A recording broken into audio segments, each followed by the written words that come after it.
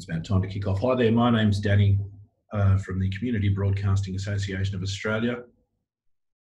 Thank you to all of our attendees who have arrived so early for this afternoon's session, Emergency Broadcasting Resources and Best Practice. Thanks also to our colleagues at the Community Media Training Organisation, particularly our good friend Michaela, who has taken the time this afternoon to be able to come on and join this session. Before we get started, this is coming to you from Gadigal land here in Sydney, and as such we acknowledge the traditional owners of the land upon which we meet, the Gadigal people of the Eora Nation, paying respects to elders past, present and emerging. And of course, if you want to take time to acknowledge the traditional owners of the land upon which you're joining us, please feel free to do so. You can list them in the webinar chat, should you feel so inclined, or you can just do so silently and just sort of take a bit of time, think about how important and lovely it is, this land upon which we live. And of course, that's sort of the reason why we're here today, trying to maintain the beauty of our wonderful nation. Great to have you all here. Big session for you this afternoon. Just make sure that I'm in the boss's office at the moment. So that's obviously very scary times for me, trying to do everything I can. Just make sure that all my slides are working. Here we go. In this session, we're going to be looking at resources on the effective communication of public information and warnings, advice on how to engage with your community who are suffering from these events, and self-care tips for broadcasters, because I think that's sort of one of the things that we don't really discuss that often, that these events and everything that happens can be very difficult for everyone who's involved, whether they're sort of the people being affected or the people who are reporting on it. I'm just going to stop my video now because there's sort of no need for us to have any more of that.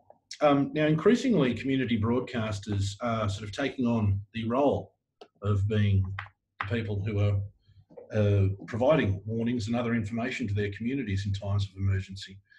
And obviously, it's absolutely vital that community broadcasters provide accurate information to listeners from official sources.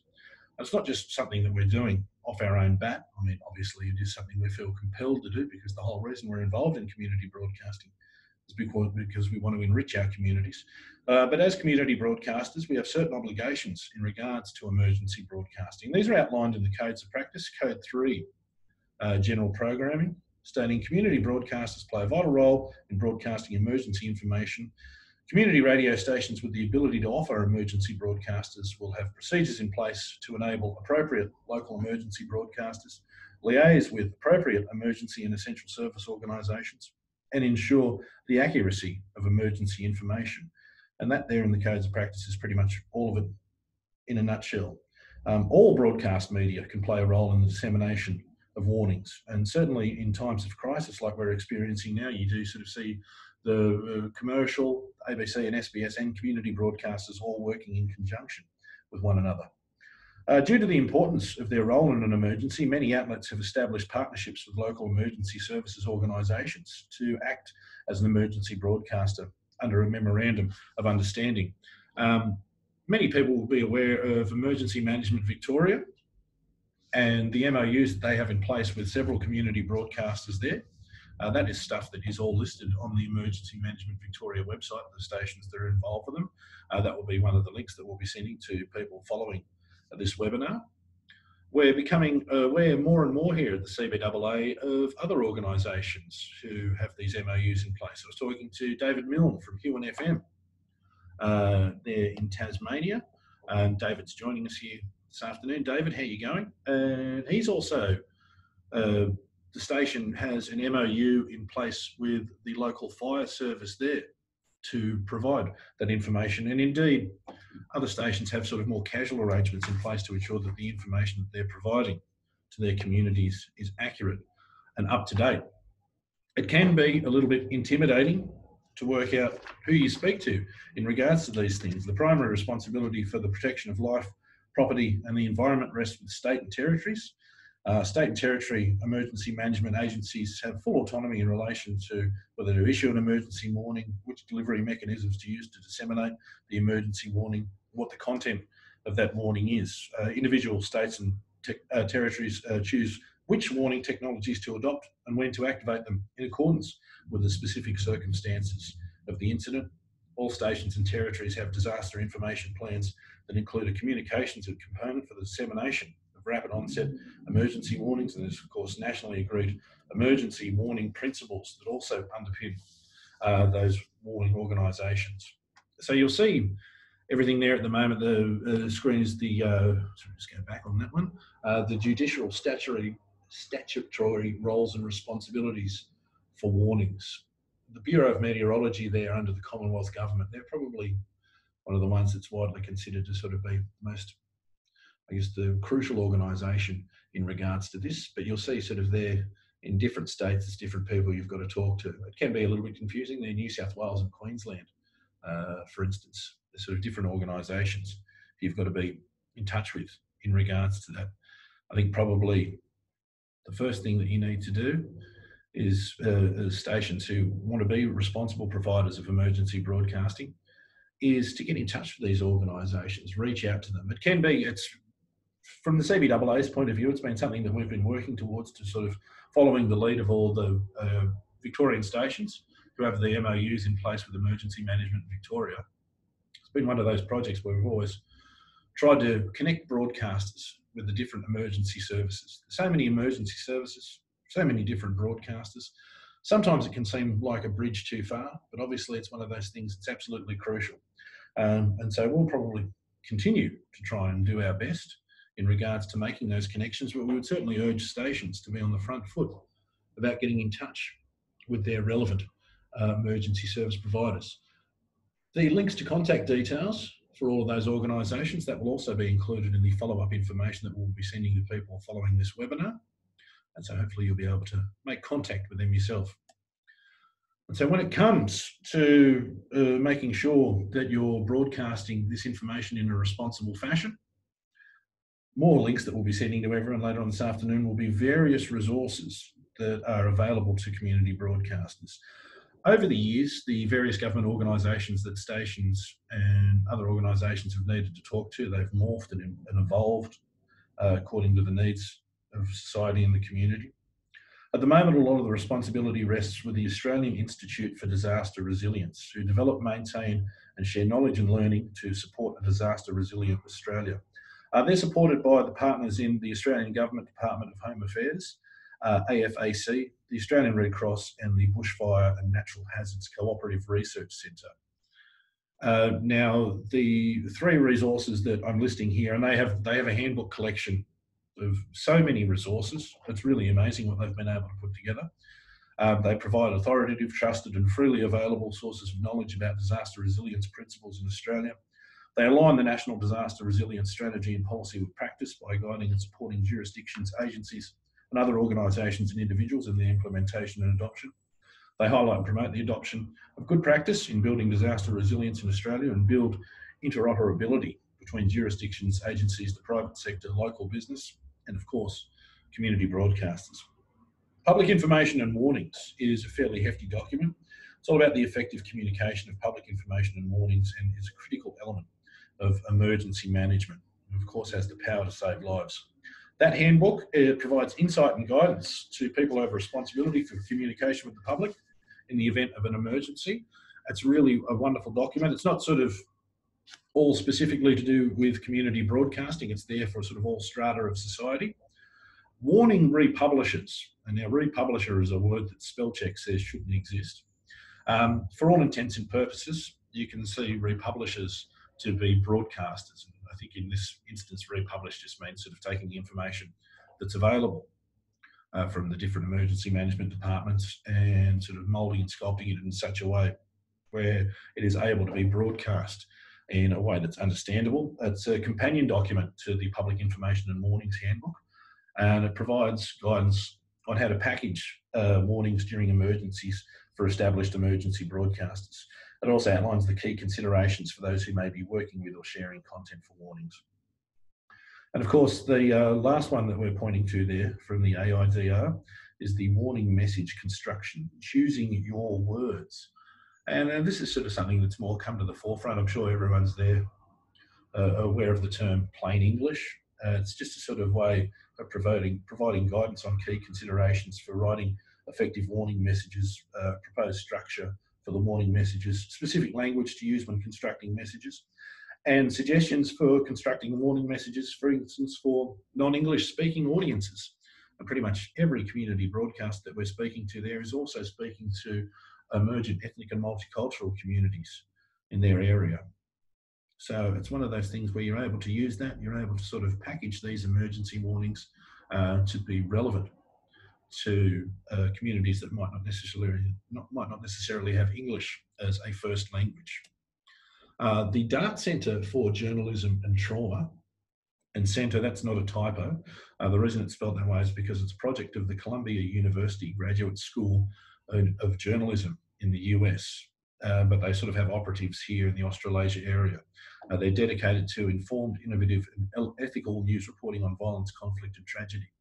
And they're providing journalists around the world with the resources necessary to meet this challenge, drawing on a global interdisciplinary network of news professionals, mental health experts, educators and researchers. Now, what they've recently developed is resources for covering the Australian bushfires. This is another link that we'll be sending to everyone after this. It's resources for journalists on covering disaster and recovery, interviewing victims and survivors, working with colleagues exposed to traumatic events. It's an evolving bit of documentation online so far. They're keeping on building it.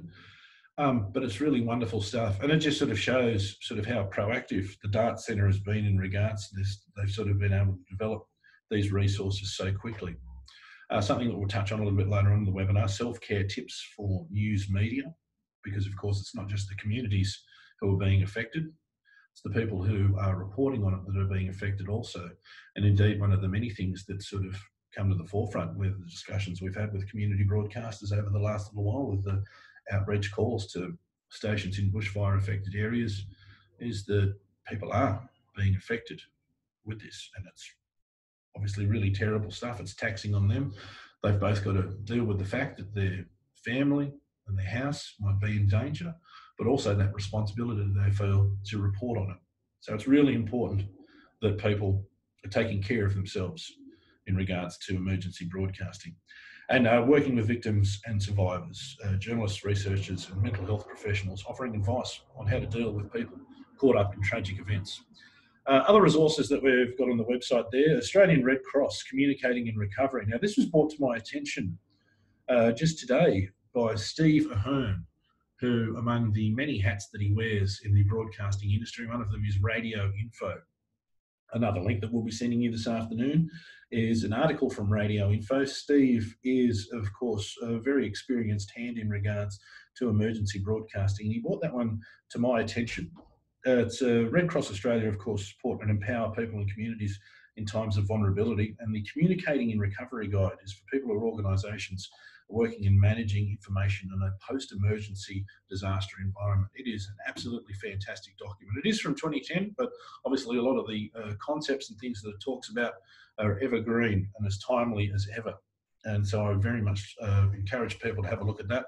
The other documents that we have on there are possibly a little bit outdated, but I would suggest the information in them is still of use. The National Best Practice Guidelines for the Request and Broadcast of Emergency Warnings. That was endorsed by the Ministerial Council for Police and Emergency Management and was put out by the Attorney General's Department a few years ago. It's a fairly extensive documentation in regards to this. It was endorsed by the peak broadcast media bodies representing all sectors of the industry at the time. It is well worth a look.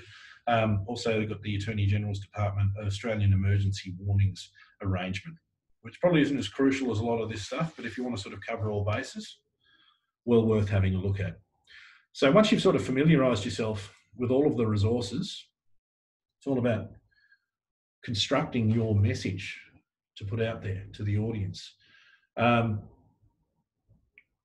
did sort of say before I hit record on this session that we're learning with you. The CBAA is not taking the position that we're an authority on emergency broadcasting at the moment. We're simply a conduit to hopefully assist stations with finding out more about refining their emergency broadcasting there at their station.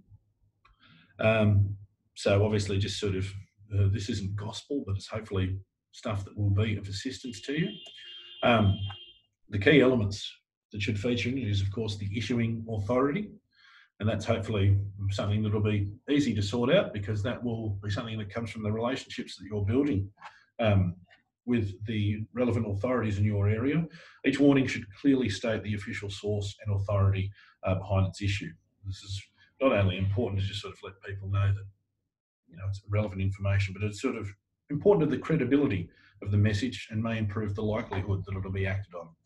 Clear language. Warnings should be written using plain, clear language. Readings and comprehension levels may vary widely across communities, and warnings should be written in a way to be understood by as many people as possible. Under stress, information comprehension and processing are further reduced. So really important to keep that in mind. Call to action.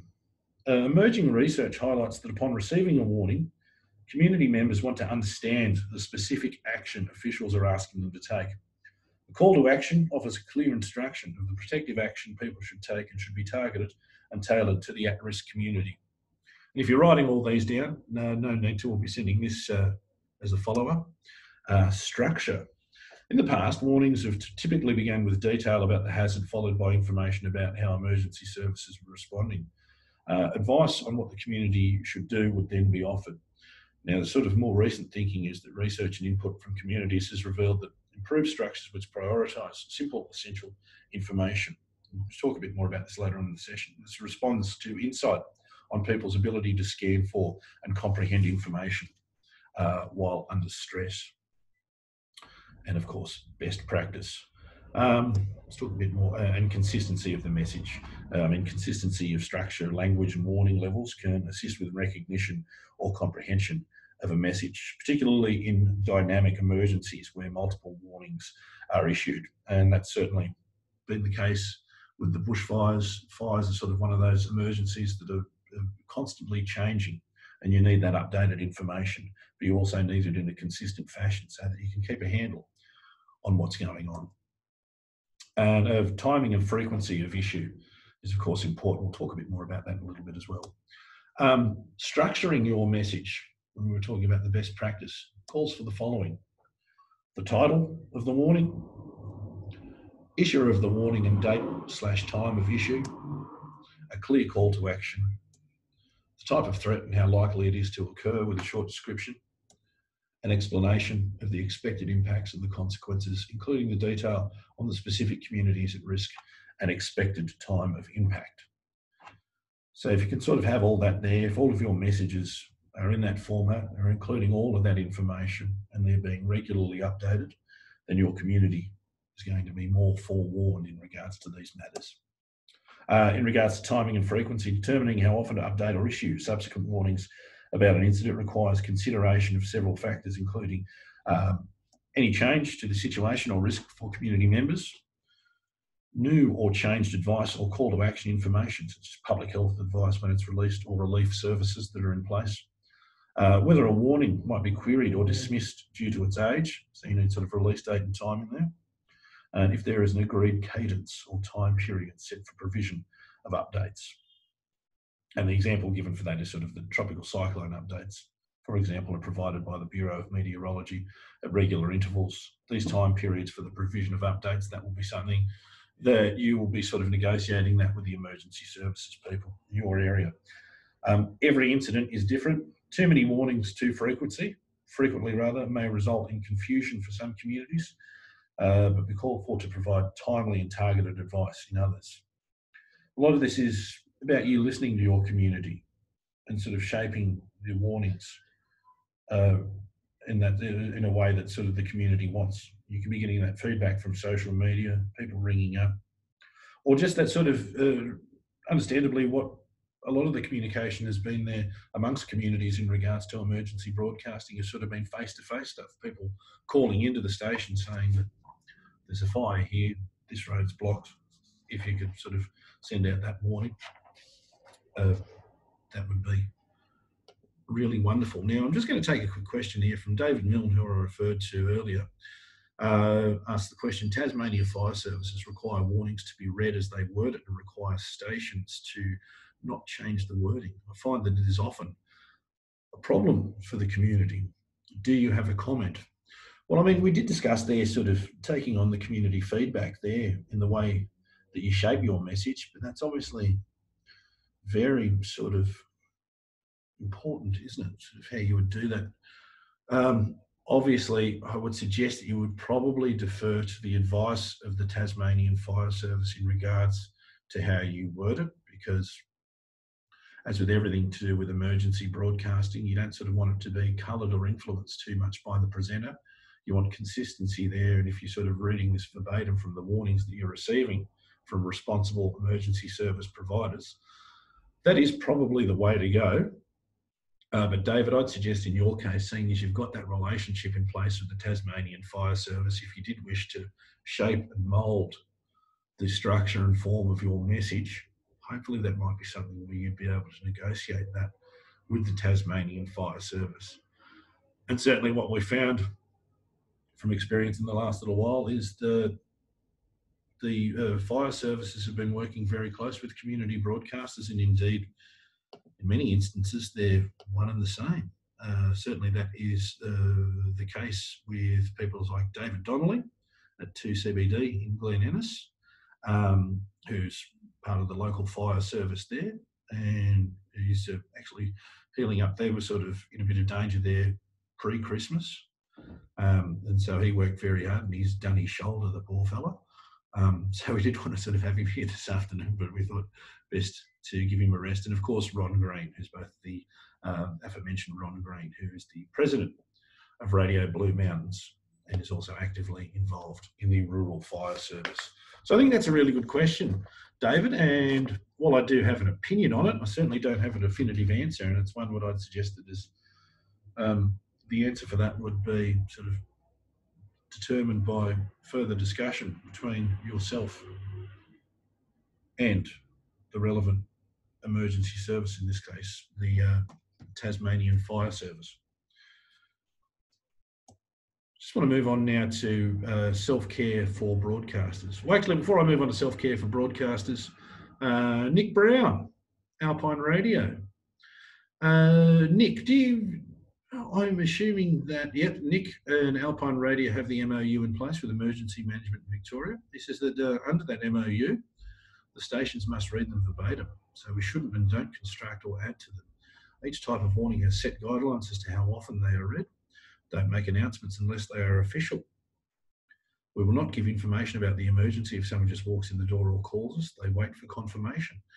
And that is obviously a very responsible way to do it. And Nick, Alpine Radio, and indeed all the stations there in Victoria who have those MOUs, they've been leading the charge in regards to this for many years now. And so that obviously seems like the way to do things, the most responsible way to do it is to sort of take that lead. And discussions that we've had with community broadcasters, there's been many instances there where it's not even the broadcaster themselves who are issuing the emergency warning. They're using the station as a way to get on the phone to the people from the rural fire service and letting them issue the warnings in their own voice. But obviously I would suggest how it says in the MOU is probably the way to do it. I'm going to talk now about self-care for broadcasters, because obviously it's very important that you're looking after yourselves in times such as this. So we'll look at it sort of before a potentially traumatic assignment, while you're on the job, and after the job. Now, you should talk through the possible emotional risks with other people there at your station. As to, if you're a presenter, talk about it with station board and staff.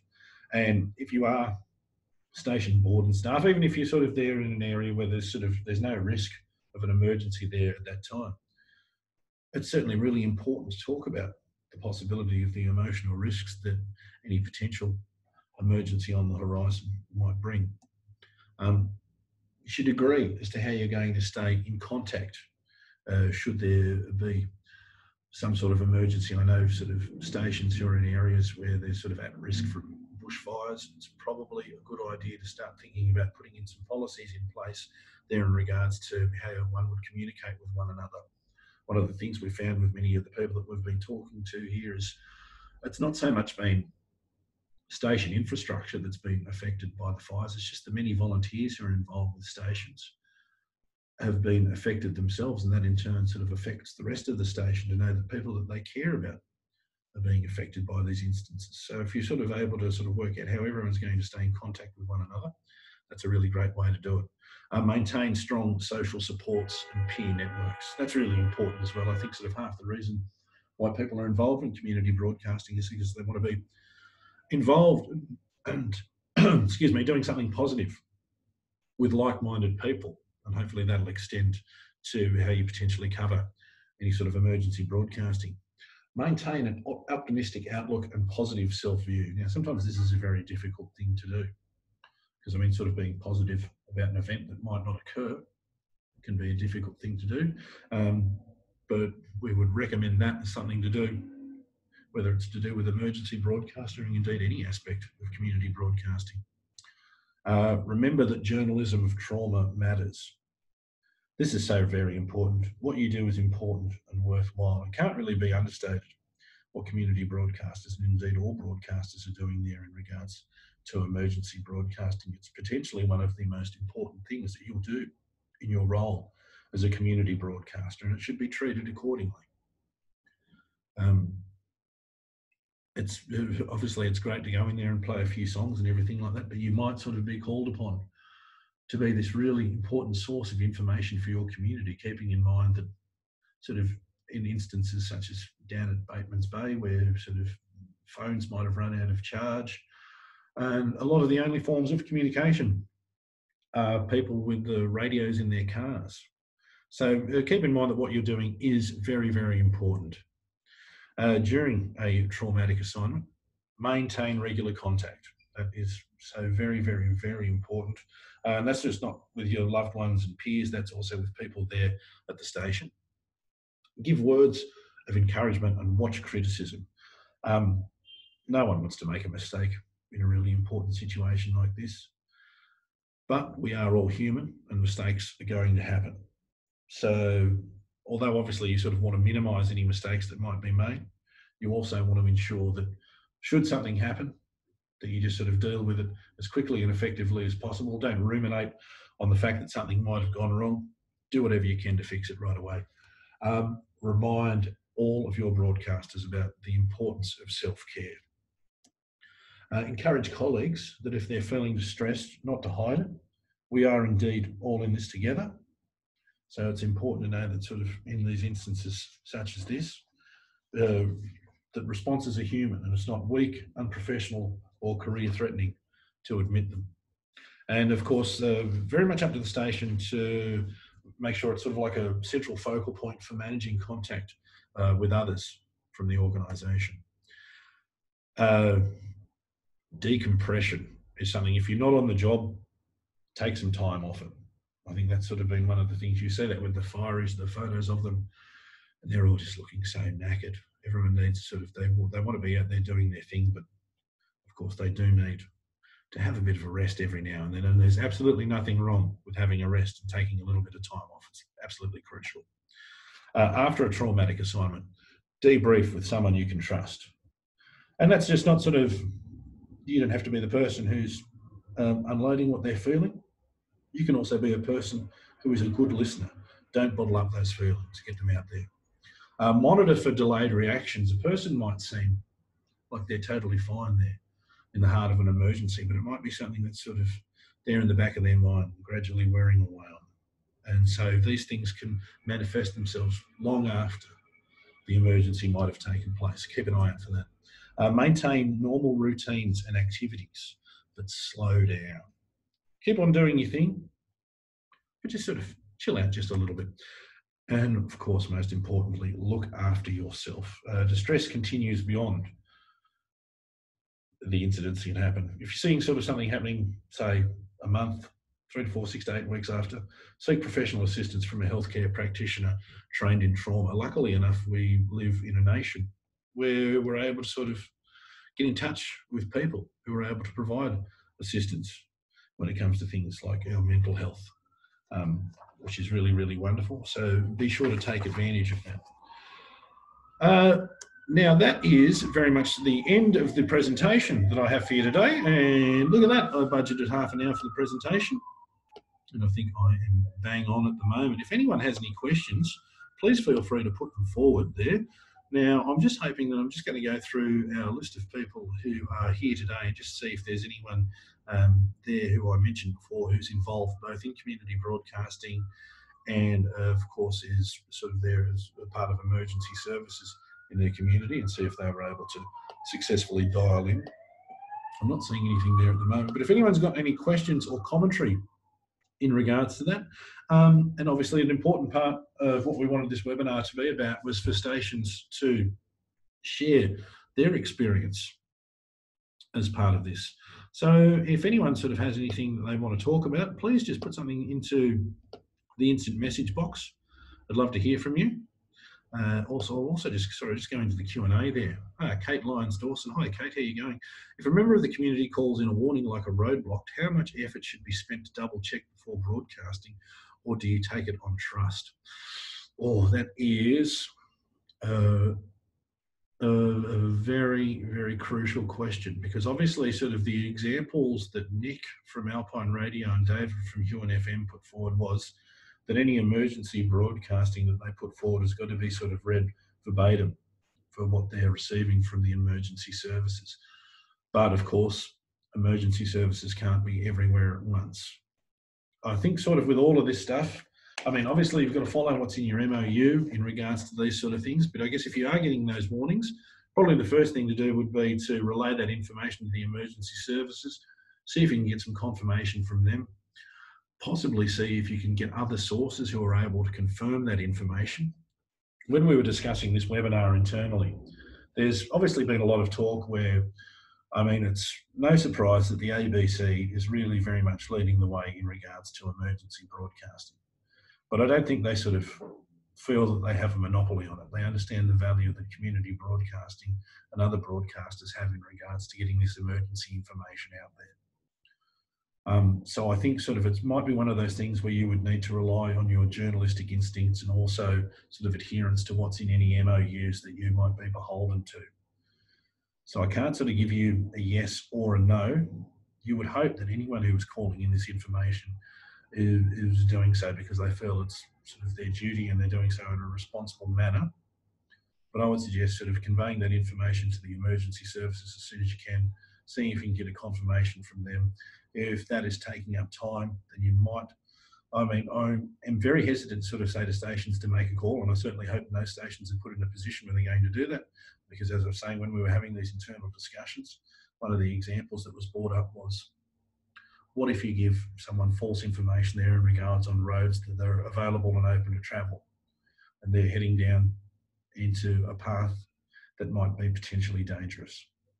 So I'd probably defer to emergency services in the first instance, but sort of be sure you're keeping those channels of communication up with emergency services so you can convey this information to them and see if you can get any sort of response for it. Nick says, double check it, get confirmation. He contacts the local fire chief to check. Johan Lee says, phrase along the lines of, we have received reports of, distinguish it from an official emergency broadcast. That's absolutely wonderful advice, that one. It is probably one of those ones where it's like, you know, it's a very much a line ball call in a lot of instances. I might actually check to see if I can get a bit more information about that. I'll chat to some emergency management providers and see if they can provide sort of a bit of best practice there in regards to that. Obviously, it's sort of, that's a very specific example that you're providing there. It might sort of be a 1 in 100 thing, but you want to be there for that 1 in 100. Helen Meyer asks, "G'day Helen, is there a legal obligation to broadcast warnings?" It's a difficult sort of thing. I mean, obviously it says in the codes of practice that if we have the capability to be broadcasting emergency warnings, then we should definitely be doing so. But that is one of those things, it's up to the station to make that decision. Sort of, do you have that capacity to be able to be there and be involved? One would certainly hope so. I think it's pretty much, it's a question of, if you're able to do so and you're able to do so responsibly, then we would certainly encourage you to do so. It does say so in the codes of practice. I would suggest that you're probably not going to get a complaint from an audience in regards to codes of practice stuff if they felt that you were sort of remiss in your duty there in regards to that. You're not going to lose your license if your audience feels that you weren't up to snuff in regards to that. But it's just one of those things that stations are doing if they have that capability, and they continue to do so. Here we go.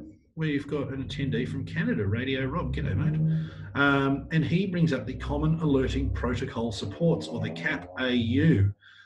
Is anyone using this alert system to broadcast unattended emergency alerts? Thank you for putting on this webinar. Thank you, Rob, for coming in from Canada.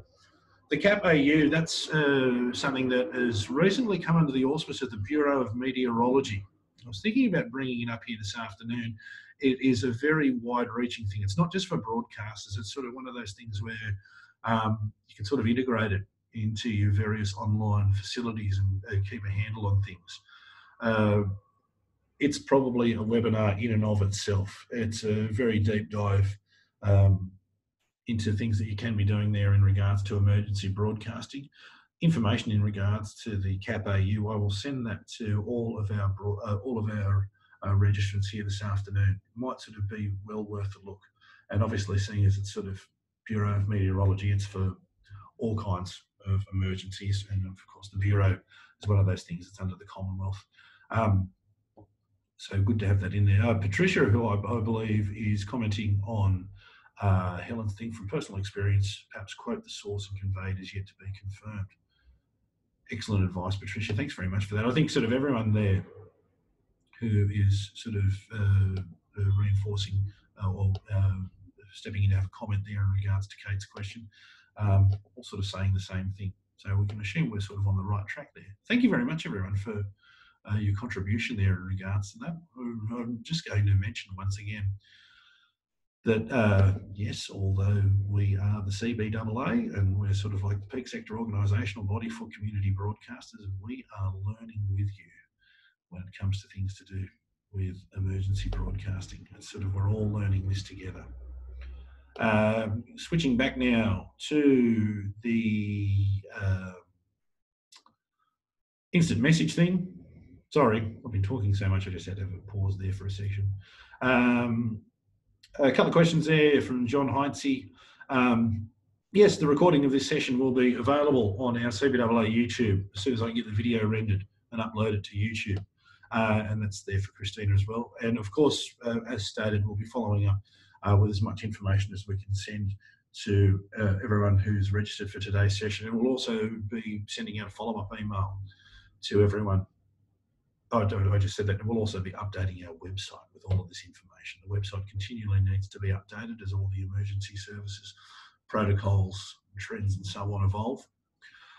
Should station websites, this is Richard Shearer who's asking this question, should station websites simply link to relevant emergency services? That is a very, very good question.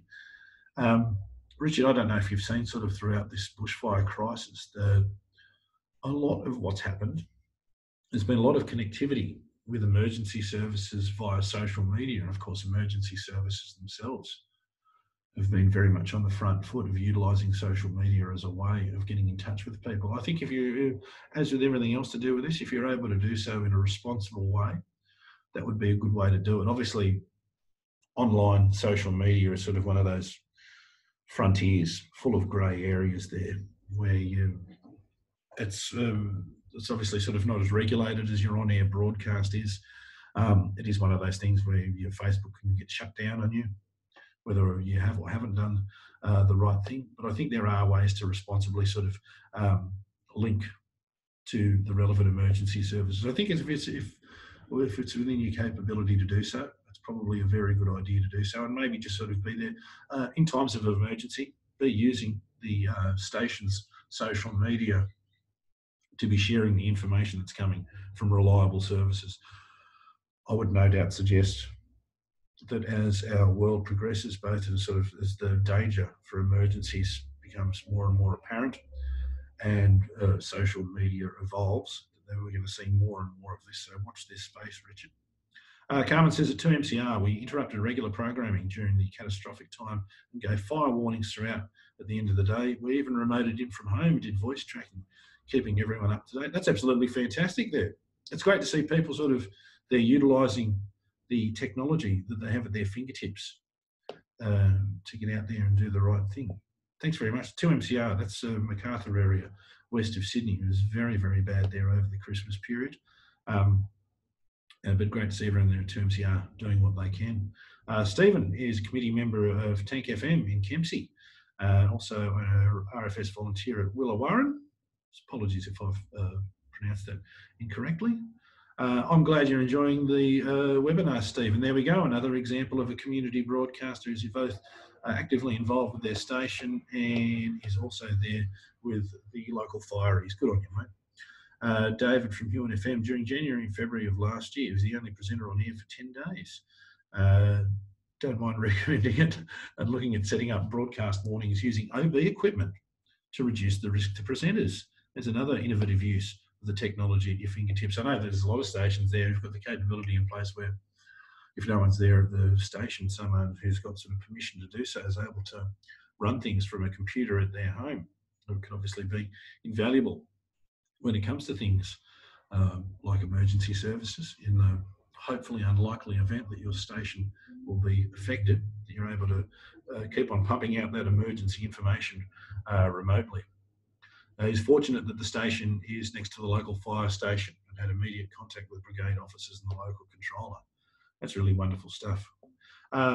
Does the CBAA, and this is, who's asking this? William Martin. Hey, William, how are you going? Does the CBAA subscribe or have access to any information, emergency information services besides what we get from online web services?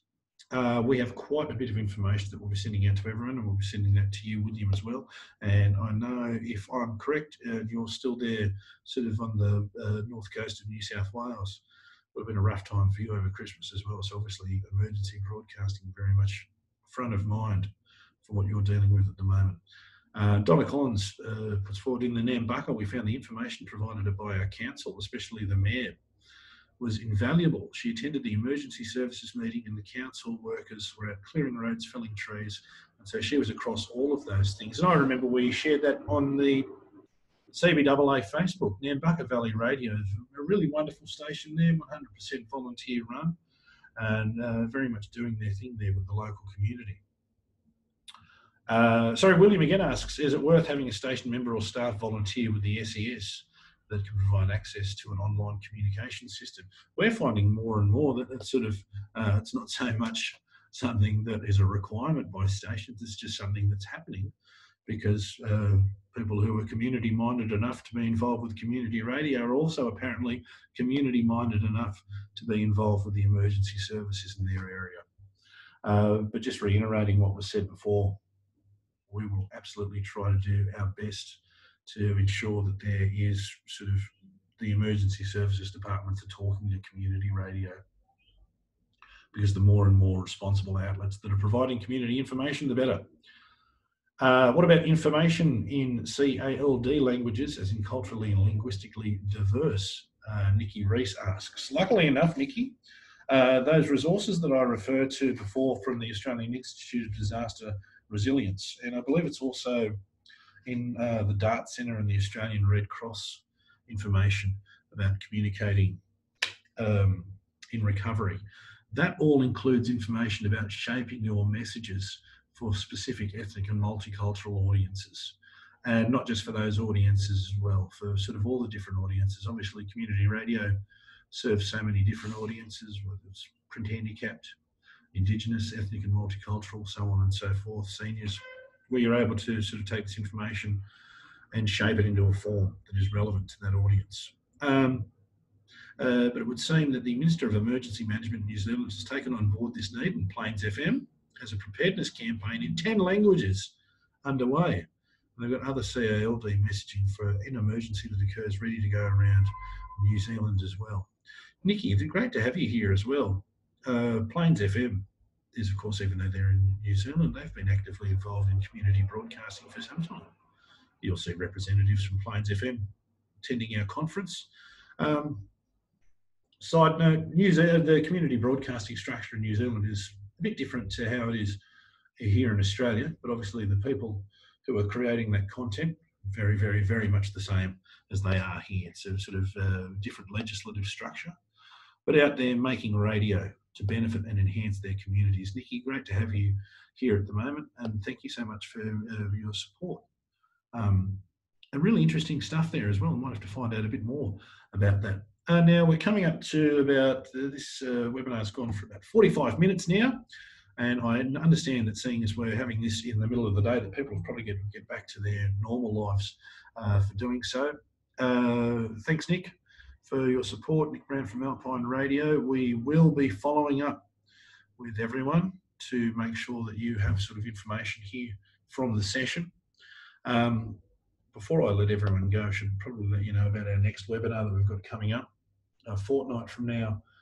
National News, Local Voices. I am very much looking forward to this webinar. People will be aware of the fact that the Enhanced News project that the CBAA is kind of spearheading on behalf of the sector. We're looking for stations out there who are wanting to sort of be more actively involved in creating news broadcasts and bulletins from their station. I think it's going to be sort of the future for community broadcasting. It does have some sort of intersection with what we're talking about here this afternoon. There are going to be ways and means where community broadcasters will be able to sort of help shape the news that they're broadcasting there to their communities, and they'll be able to access news from other community broadcasters in other parts of the country. And there will, of course, be information coming from and sort of like a central point there as well, where there's national news. It's sort of been referred to as build a bulletin, because more and more people are turning to the independent voices on community radio. And this webinar will show you how you can provide news to that community that loves your voice. And as stated, from 2020, our CBAA webinars will be taking place at 2 p.m. in the afternoon on Wednesdays. The sort of majority of webinars will be taking place on the last Wednesday of the month, but we will be having a few specialist webinars here and there to just sort of stuff when it pops up, and sort of for specialised audiences in our community section. Thank you so much to everyone who's saying thank you and shouting out the stations there from. Gavin from Corey Radio, just up the road from here at the CBAA, 1FM in Shepparton. G'day 4EB there in Brisbane. Wonderful to have you here. Tank FM in Kempsey. Rox FM in Roxby Downs. Thank you so much for joining us. Josh from Swan Hill. G'day Josh, how you going, mate? Wonderful to have you here. We've got representatives from not only all over Australia, but from New Zealand and Canada as well. So wonderful to have so many people here joining us for this afternoon's webinar. But keep an eye on your email. We'll be sending out a recording of today's webinar. We'll be sending out links to all of the resources that we talked about. Reiterate once again that we are in this with you. We're here for the ride and wanting to do everything we can to help our community broadcasters continue to provide so much great programming to their community, emergency broadcasting or otherwise. Certainly we would hope that the various bushfire crises happening in Australia will let up. I don't sort of want to get too political there in regards to what the future of all that might look like. You probably have a bit of a guess as to what my opinions might be on that one. But if we are going to live in dangerous times, and community broadcasters are going to be on the forefront and doing everything we can to make sure that our communities stay safe. My name is Danny Chifley. I'm from the Community Broadcasting Association of Australia. Thank you so much for joining us here on behalf of the wonderful Michaela Ford of the Community Media Trading Organisation, who of course have provided ongoing support for our webinars. We thank you so much for joining us here this afternoon. Look forward to talking to you again very, very, very soon. Please do take care of yourselves. And hopefully, if I don't talk to you in the meantime, I will be seeing you in a fortnight from now at our next webinar, National News, Local Voices, taking place at 2 p.m. on Wednesday, 29th of January, 2020. Take care. Stay safe. Bye now.